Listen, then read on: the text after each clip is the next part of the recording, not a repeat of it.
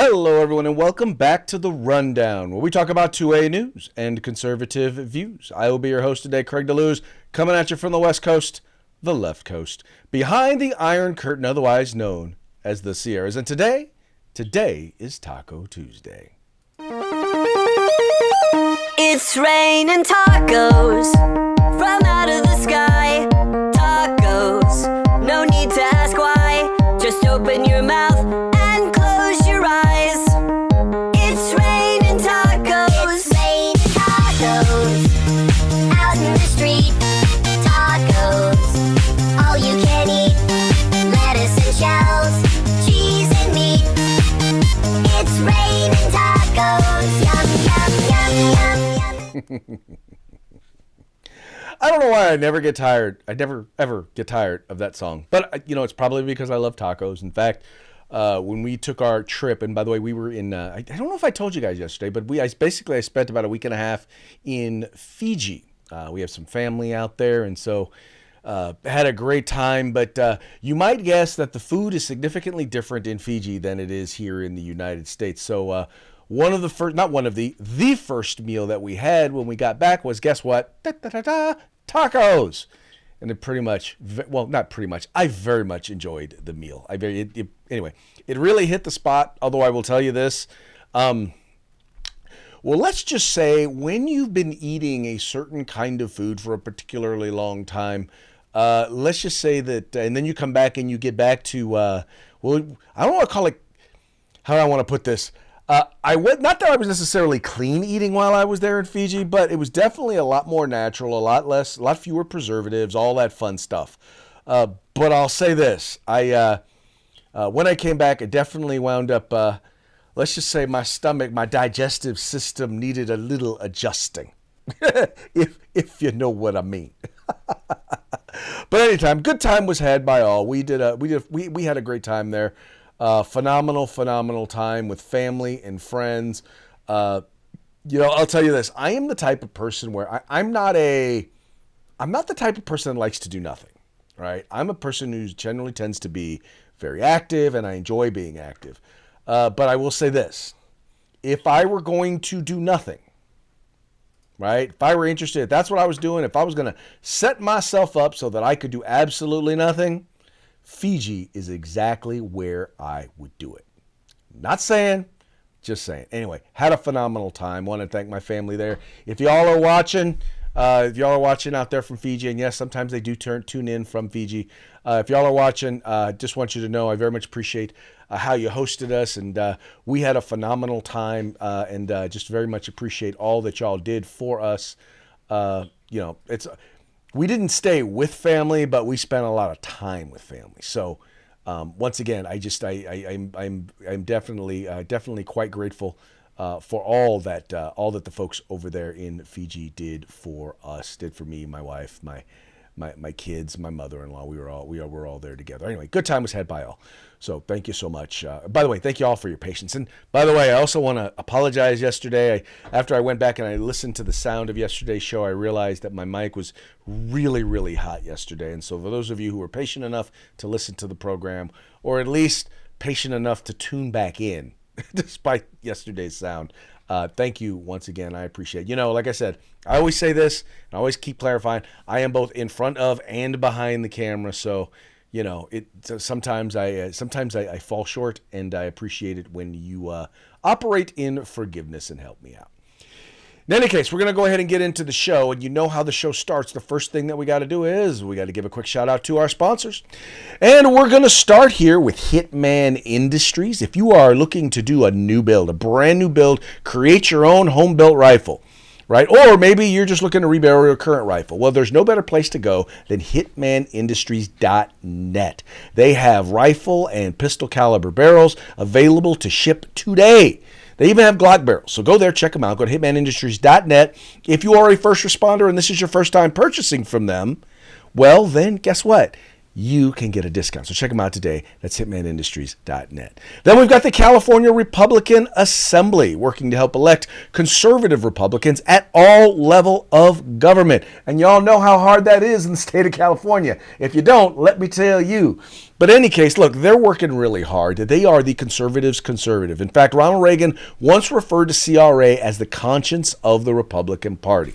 So here's what you do. Go to cragop.org. Check them out. If you like what you see, become a member. If you want to be a part of California's future today, California's big, you got to join CRA. And then next we have Hog Holsters, the place to go to get your concealed carry or tactical holster inside the waistband, outside the waistband, whatever setup you have, whatever firearm you have, whatever light or optic you may have on there. Trust me, they have a mold, they have a holster that will work for you.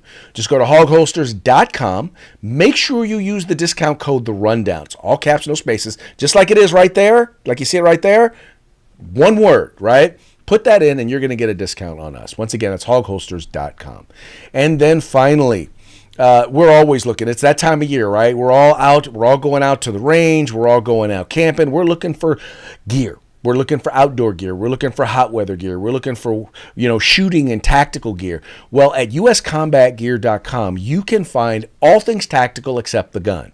Boots, hats, glasses, ears, whatever you're looking for. Trust me, they have it. Just go to uscombatgear.com. Veteran owned and operated. Excellent prices, fast shipping. Check them out today. Once again, uscombatgear.com. All right, now we can get down to it and we can get into today's news stories. All right, we're going to start here with gun violence declared a national health crisis. That's right. The the Surgeon General for these United States has come out and declared. He has declared it to be a national health emergency, and this is the story right here being reported by. This is the one by CBS News, and actually CBS Morning News. The reason why I selected them is because they actually had an interview with Vivek, whatever his name is, and I wanted to go ahead and share some of this with you, and I wanted to share with you afterwards why this is so important and why they are looking to do this, because there's a rhyme and a reason behind this. There's a reason that they're doing this. It's not an accident. Check it out. We're going to begin this hour with the U.S. Surgeon General as he declares this morning that gun violence is a public health crisis in America. Listen to this. More children and adolescents in this country are killed by guns every year than anything else. Let that sink in for just one sec. More than half of U.S. adults say they or a family member have experienced a gun-related incident.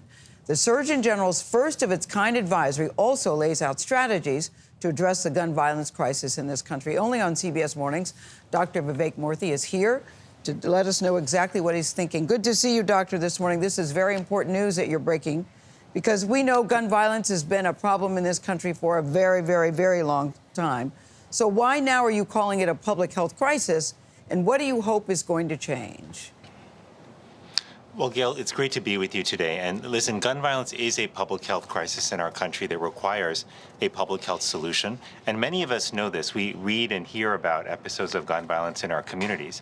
But I believe that we may not fully appreciate the full extent of its ripple effects across our country.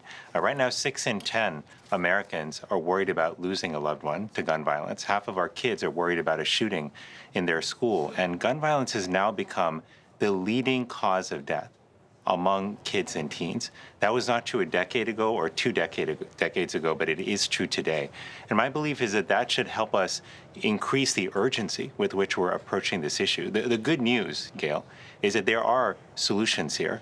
We don't have to live like this. And I lay out a series of strategies in this advisory that can help us reduce the profound toll of gun violence and help recognize that this is an issue that's infiltrated the psyche of America. People are scared in many communities I visit around the country to do normal things like go to school or the grocery store or work, and they're worried about the risk to their life. It does. It feels, I always say, I feel like a lottery walking around. You're not safe at church. You're not safe at the movies. You're not safe at the doctor's office. So when you say that you have solutions, Doctor, what do you mean? Just give me one or two that you think could truly make a difference. Because I think now people just hear white noise, blah, blah, blah, blah, blah. They know all this stuff, and nothing seems to change. Yeah, so the good news is there's a lot we can do. There are, for example, community violence intervention programs that we can invest in. There are safe storage education programs that we can expand. There are firearm risk reduction strategies like background checks and other measures that would seek to create time and space between firearms and individuals who would seek to harm themselves and others. There are a number of strategies like this that we lay out that can make a difference here. And my hope is that if we understand this as a kids issue, that we will raise it on the priority list, that we will see it not as a political issue, but as a public health issue that should concern all of us. All right. So first of all, I want you to understand this is nothing new. The declaration of quote unquote gun violence. And, we don't refer to it as gun violence because guns in and of themselves are incapable of violent activity. They can do absolutely, positively no harm in and of themselves. The only way in which a firearm does harm is when someone uses it. Now, you might notice when he's talking about it, he's talking about, well, people are scared, and they're talking about poll data and things like that about people and their situations. And but there's a couple of things that he doesn't mention. You notice that he doesn't mention that over 2 million times a year, firearms are used in self-defense by individuals to protect themselves, their family members, their loved ones, or their property. You notice he doesn't mention that at all. Right? He doesn't talk about the fact that a firearm is in fact a tool, right? It's not only a tool, but it is a constitutionally protected tool, right?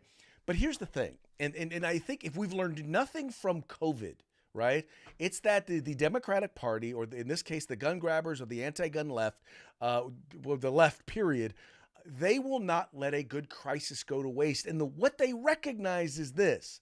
If they call it a crisis, in particular, if they say that it is a crisis where our children are in danger, then we can do whatever we feel, whatever the experts say needs to be done, right? We can pass whatever policy. We don't have to determine whether or not it's actually, we don't have to determine the efficacy of it.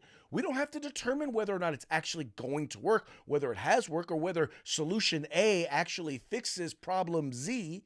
We don't have to do that. All we have to do is say, this is an emergency. Do what we say. And that's exactly what they want to do. They've done that here in California. And I can tell you that they've passed policy after policy. They not only have they passed the policies, pretty much the policies that people want on the national level, we have here in California. And when we talked yesterday, remember, we have all of these policies that are supposed to protect us from gun violence, right? Yet California, for the second time in 3 years, has ranked number 1 in mass shootings. In active shooter situations, right? I don't know if that's the same in terms of how they define it, but in terms of active shooter situations, according to the FBI, we're number 1 in the state of California, despite everything, right? Despite all of that. And I can tell you right now, we had in the last couple of years, we had 2 right here in Sacramento. And I'll tell you what policies did in fact add to the likelihood of these things occurring. And I will tell you right now, it was not gun policy. Because the gun policies that they all want are already in place here. Sacramento is in California, right? We already have ammo registry or ammo background checks. We already have firearm background checks. We already have gun bans. In fact, we've banned the quote-unquote assault weapons or the semi-automatic centerfire rifles multiple times here in the state of California. And guess what? It still happens. Now, I'll tell you what policies would have prevented it. There was one case where an individual who had beat up and drug his girlfriend across the pavement by her face. Drug her face across the pavement. Dude was supposed to be in jail for 8 years. He didn't even make half that. He was let out on the streets. Why? Because of good time policy. Because they decided they wanted to reduce the number of black and brown people in prison. He was released from jail early. And as a result, he was involved in a shooting with, by the way, a modified firearm with a high-capacity magazine that, by the way, both of which were illegal or are illegal here in the state of California. The policies didn't help. What made the difference was if dude had been in jail, He wouldn't have been out on the street in order to be in downtown Sacramento shooting people up. There was another incident where an individual who was in the country illegally, right? He was in this country illegally, had been deported multiple times, but he is in the country illegally, was under arrest, was arrested for assaulting a police officer, a highway patrolman. He was released, and not only was he released, but because California is a sanctuary state, they were not allowed to call ICE, Immigration Naturalization Services, and have him deported. So as a result, he was released, and he wound up shooting to death his children and a supervisor during a supervised visit. With, by the way, a banned AR-15. Now, once again, the gun laws were in place, but the shooting still happened.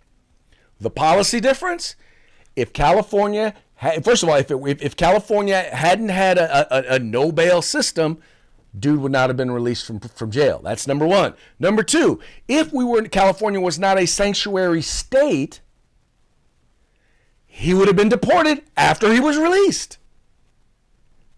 But we don't do. That's what I'm telling you. Here's the thing, and it goes back to what I said in the very beginning of all this. Violence. First of all, it's not gun violence problem. It's a violence problem. And violence is not a tool problem, right? You don't solve a tool. You don't solve a problem, the problem of violence, by getting rid of tools. If you get rid of guns, you wind up using knives. Look at what's happening right now in Great Britain, where they're seeing a rash of knife crimes, knife attacks, people getting stabbed. Same thing in Brazil.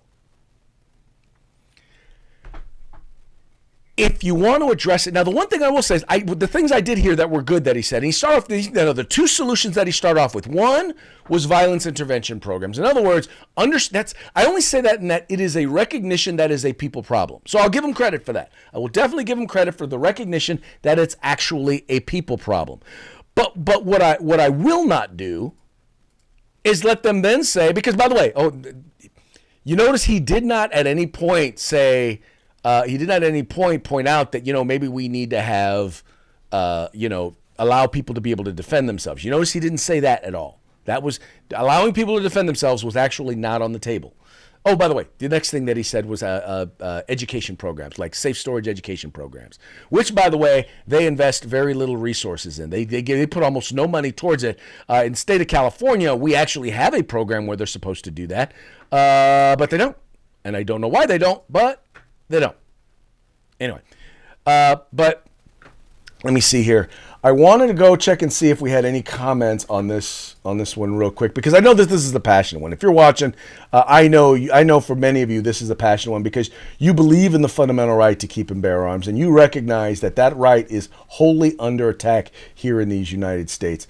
And now, by the way, what they're doing, if there's anything we learned from COVID, is that in the name of a crisis, they will definitely go out of their way to make sure that they take your rights. Right? And that's what they're looking for. They want a crisis. And the reason why they're looking for a health crisis is because most of the anti-gun researchers that you're seeing that are dealing with this stuff, most of them are doctors. They're medical doctors, right? They see the Second Amendment as a disease. For them, this is a disease that needs to be cured, right? If we can just cut it out, if we can just cut out the Second Amendment, cut out the right to keep and bear arms, then everything is going to be okay. Right? In their eyes, it's like that's all we need to do. We just need to cut out that Second Amendment. What you notice is that when you start talking to people who actually study people, right? When you actually start talking about people who actually look at research, like sociologists or anthropologists or economists, you'll notice that you get a very different perspective on a lot of these issues. Right? The way the information that comes back, the things that people talk about are very, very different because they are people who understand and know how to study human behavior. Right? That's what they study. And by the way, they're also generally on average not going on general principle. They're generally not going into it with an already predetermined outcome as well. These people are looking at this and their whole goal is they want to disarm people. They don't care about the Second Amendment. Anyway. Moving right along, Dems use false data to claim crime is down. And this is 100% true. This is a piece, once again, that is coming out of, this is something being reported by Breitbart News. And once again, this is more on FBI data and the Democratic use of FBI data. Democrats want you to believe that, no, things aren't worse. Don't believe your lying eyes. When you see the videos of people randomly walking up to people and punching them out, right, and then being released, when you hear about a 12-year-old girl who is murdered by two people who have entered our country illegally, they don't want you to believe that. They don't want you to believe when the store down the street, the drugstore down the street closes or closes, either has to close down or locks everything up because they're dealing with so much theft. They want to tell you, well, no, crime is down. Well, yeah, no, that's not exactly the case. Once again, as reported by Breitbart News, it says, fact check, Biden Democrats claim crime is down based on FBI report lacking data from thousands of police precincts. President Biden and his fellow Democrats claim crime is down based upon an FBI report. Verdict, false. Biden and his fellow Democrats do not mention the thousands of police precincts that are not reporting crime data to the FBI. On June 11, 2024, Joe Biden told every town for gun safety, gun control gathering, you know, the year before I came to the presidency, the murder rate was the highest increase on record. Last year, we saw the largest decrease of murder excuse me, in the history, inaudible applause. And those rates are continuing to fall faster than ever. Last year, we also saw one of the lowest rates of all violent crime in nearly 50 years. Murder, rape, aggravated assault, robbery, all dropped sharply, along with burglary and property crime. He did not mention the 2021 and 2022 witnessed a decline in crime reports from police precincts across the country. In other words, folks, they didn't report it. Folks simply were not reporting the crime. Let me see if I can play a little bit of this video so you can actually hear what he had to say. Well, crime rates are down nationally. We've invested a record amount in public safety, violence interruption. We've also done much work to make communities safer. All right, so we now know that that's a bunch of hooey. I mean, we know that that's a bunch of hooey because keep in mind, this was also during the defund the police. It says here, the Marshall Project explained that in 2020, almost every law enforcement agency was included in the FBI database. However, in 2021, the FBI went to a new system for the compiling of data that would only accept police precinct reports through the new system. The result, thousands of police agencies fell through the cracks because they didn't catch up with the changes on time. Thus, in 2022, there were far fewer police precincts turning in crime data. The Marshall Project reported in 2023 that more than 6,000 law enforcement agencies were missing from the FBI's national crime data last year, representing nearly 1/3 of the nation's 18,000 police agencies. Now, the other thing that they're not talking about here is the number of crimes that went unreported.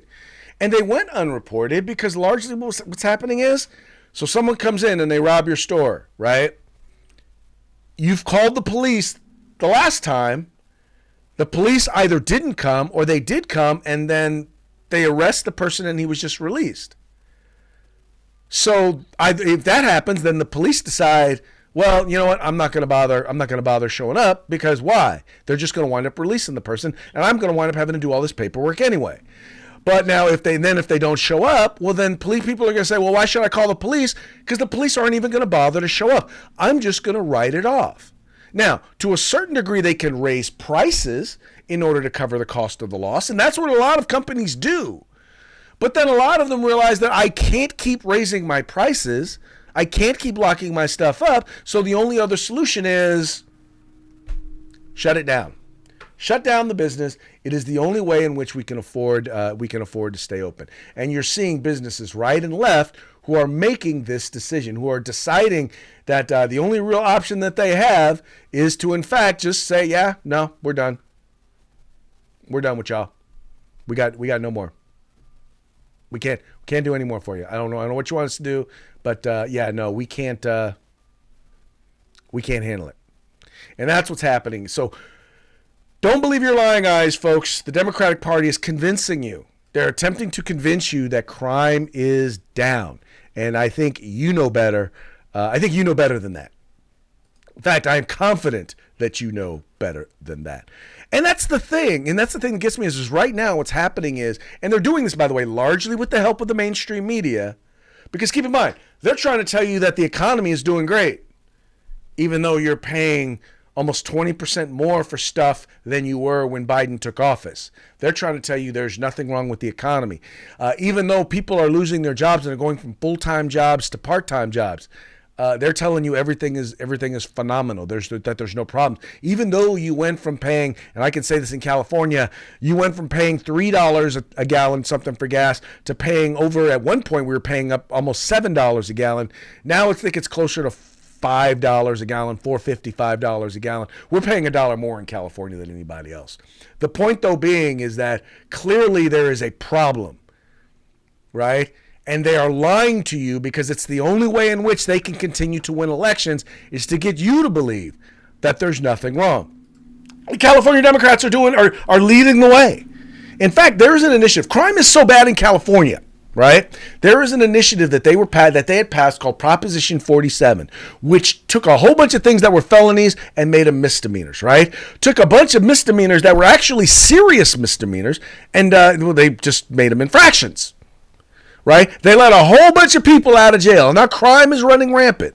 And now you've got Democrats and Republicans at the local level. I mean, this is bipartisan, right? Who are saying we need to reform Proposition 47. We're going to put an initiative on the ballot in order to fix some of this stuff that the mistakes that were made in Proposition 47. And so and to help hopefully fix some of the damage or undo some of the damage that was done. Well, guess what? Gavin Mussolini, the lead Democrat in the state of California, has this, and working, by the way, with legislative leaders who also have to all be Democrats, to lie to the people, to lie to you, the voter, about exactly what will happen as a result of, the passage, if you pass these reforms to Proposition 47.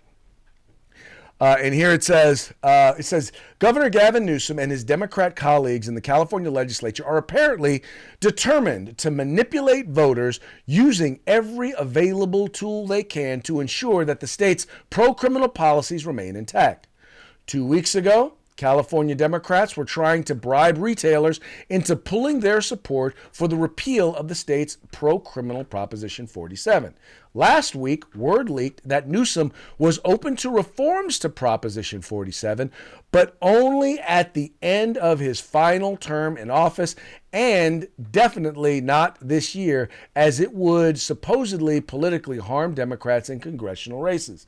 Now, according to local Sacramento outlet KCRA3, Democrats are planning to put a crime-related proposition on the ballot alongside Proposition 49 repeal measure. The purpose of this is quite clear. By slapping another crime-related ballot measure alongside Proposition 47 repeal, the goal is to confuse voters and to peel off Democrat and Democrat-leaning voters who are concerned with crime so that they will back Newsom-backed crime measure and not the MAGA measure repealing Proposition 47. That repeal measure will almost certainly then be painted as a right-wing MAGA movement, which is what Newsom did to the recall effort against him. Now, I need you to understand that it's more than just that. See, it's also tied in so that if In other words, if the real reform, the real fix passes, it undoes the other reform if it passes. And what it allows them to do, and by the way, they're also passing some other things that aren't going to be on the ballot, right? They're passing some stuff that's not going to be on the ballot so that the Attorney General, Rob Bonta, Democrat Rob Bonta, who's planning on running for governor in the state of California, so that he in his title and summary, right, when he says what it does, he can say that this bill will recall strong anti-criminal, anti-crime measures that were passed by the California legislature. That's right. He will. They are doing this for one reason, so that they can lie. So that they can lie to people's face and say they can put a poison pill in it. And they're saying, yeah, no, we'll undo all these things that we just did. That, by the way, the changes in the forms that they're passing in the legislature do not fix a damn thing. They do not fix a damn thing. In fact, many cases, they'll make it worse. But they're not going to tell you that. They're going to continue to lie to you. They're going to continue to tell you what you want to hear, what they think they can get you to hear in order to, get you to do what it is that they want you to do. Folks, it's like I said, it's all lies. And that's what's so frustrating about it is that they say that we want to, whether it's depoliticize some of these issues. Well, how do we depoliticize some of these issues when you ask us to operate on a basis of misinformation and disinformation? You want us to agree with your facts and your information, and you are dead wrong. The information you're putting forth is not true. It is a flat out lie. And when we bring information to the table, you flat out ignore it. I mean, when Proposition 47 was being debated, by the way, all of the aspects, everything that was in Proposition 47 was proposed in the California legislature. All of it. All of it was proposed. And even some of the reasonable Democrats in the California legislature were like, yeah, no, we can't do this. Even they were like, yeah, no, this is a bad idea. Or at least at the very least, they didn't want to put their name to that policy. They didn't want to say, I voted for that. Nope, they weren't interested at all. Because they knew how bad it was going to make California look. They knew that this was going to happen. All of the law enforcement agencies, run by Republicans, run by Democrats, every single one of them told them. District attorneys told them. Well, except for the George Soros district attorneys. Sheriffs told them. Police departments told them. They told them that this was going to happen. And they ignored it. They ignored every word of it. And so we are where we are. Anyway, they're going to, once again, they're going to go ahead and lie. But by the way, and that just brings me, by the way, to our next story. And this has to do with Democrats once again lying again. Now, you know that our president tried initially to forgive student loans. And he was told by the Supreme Court, no, you do not have the ability, you do not have the authority to do what you did. If you want to have this sort of forgiveness, if you want to heap the burden of these folks onto taxpayers, well, you kind of got to do it through the legislative process. It requires a law. It requires Congress to pass a law. And guess what? They did not or could not get Congress to pass a law in order to be able to do that. Well, now, so then, by the way, he decided to go ahead and start forgiving it anyway. He decided to go ahead and start through various different processes and smaller programs, because he was proposing almost $500 billion in debt and loan forgiveness. He wound up passing, now I think he's upwards almost to $200 million, which basically is almost halfway to where it was that he wanted to be. But now we're finding that federal judges have blocked 2 of his programs already, right? And this is just recently. They blocked. Now, debt is still going to be forgiven, because once, they're in the process of forgiving debt. And by the way, what they're going to do is they're going to forgive as much debt as they can, because they know that the courts are not going to go back and tell people whose debt has been forgiven, oh yeah, by the way, my bad, nope, you're still going to have to pay for it. Here it says, President Joe Biden's effort to ease the burden of student loan debt just got hit with a double whammy as two federal judges in Kansas and Missouri put a damper on his new repayment plan. The rulings came down Monday with judges in both states granting requests of GOP state attorneys general to block the Save Income-Driven repayment plan. This plan, implemented last summer, aimed to lower borrowers' monthly payments.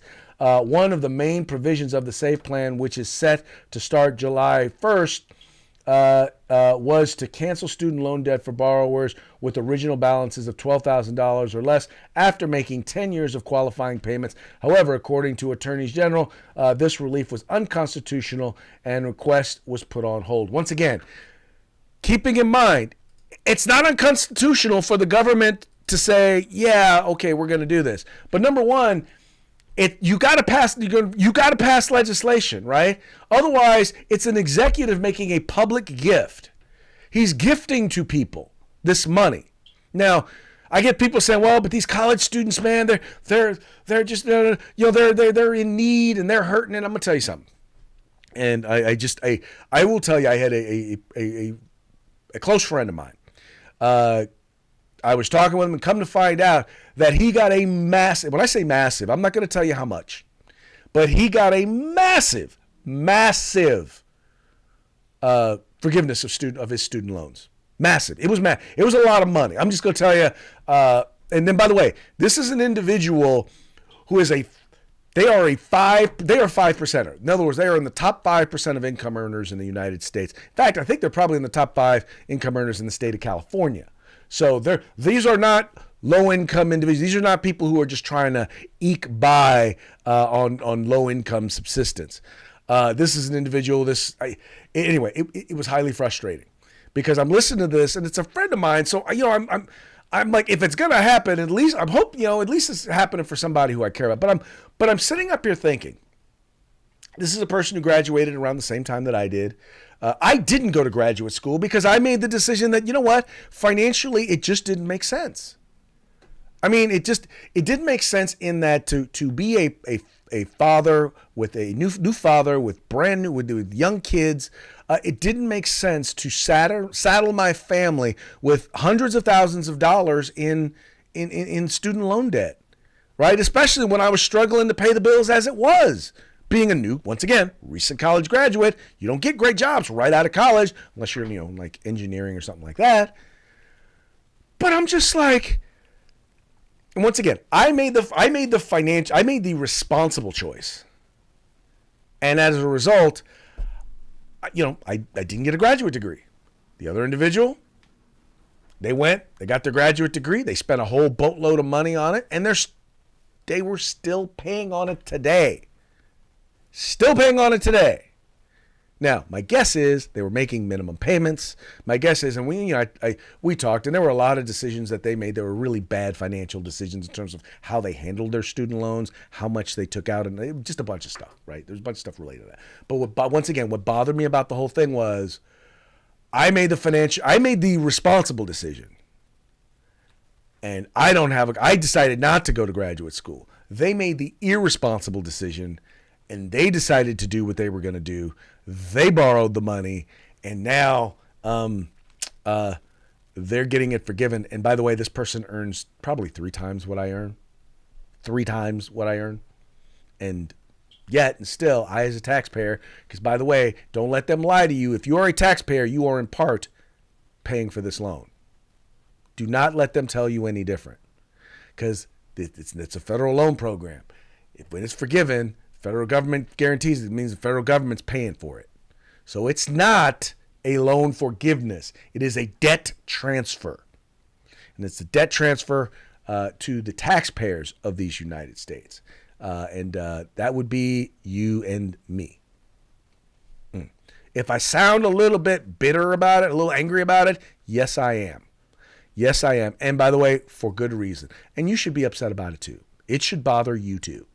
Not saying, just saying. All right, folks. Well, now it's time for our parting shots. Parting shots are brought to you by Hog Holsters. Just go to hogholsters.com. Use the discount code The Rundown, all caps, no spaces, and get your Hog Holster today. Today's parting shot. It's just going to be one. And it's a video by a gentleman named Adam Carolla, who is a comedian who is decided he is leaving the state of California. It is courtesy of the Gutfeld Show over at Fox News, because I wanted you to see this because I talked so much about California today. I just wanted you to get an idea. And this guy is not a conservative as far as I know. But he definitely is decided that he is leaving the state of California.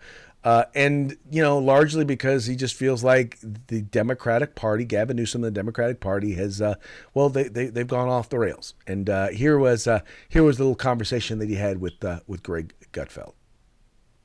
I see you're more curmudgeon-y. Anyway, let's talk about the anti-Israel protesters at UCLA.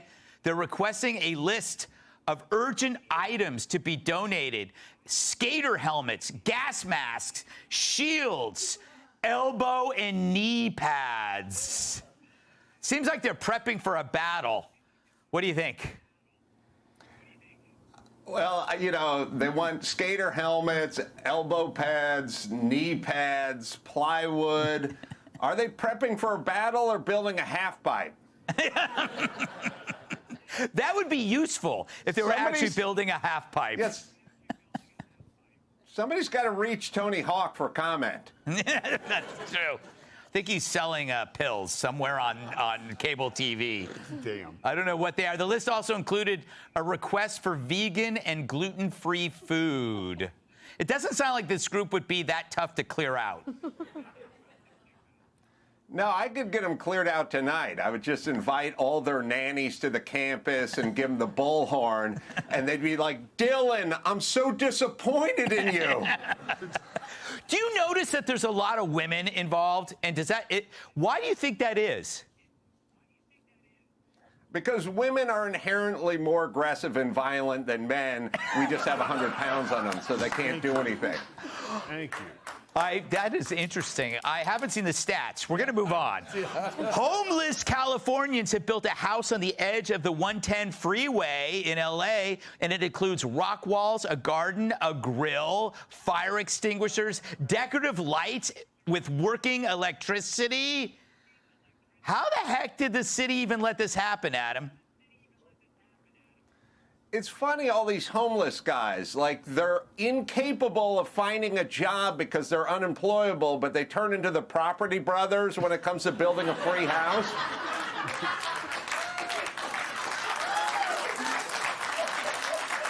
Does anyone know where they got all the materials from? Yeah, they got them from a taxpayer who's been waiting 10 years for a goddamn permit.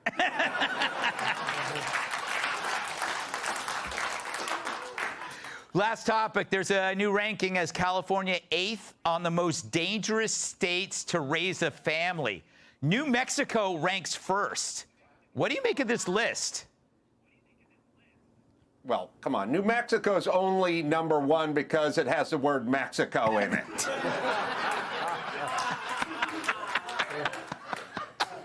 But did you think California would be higher?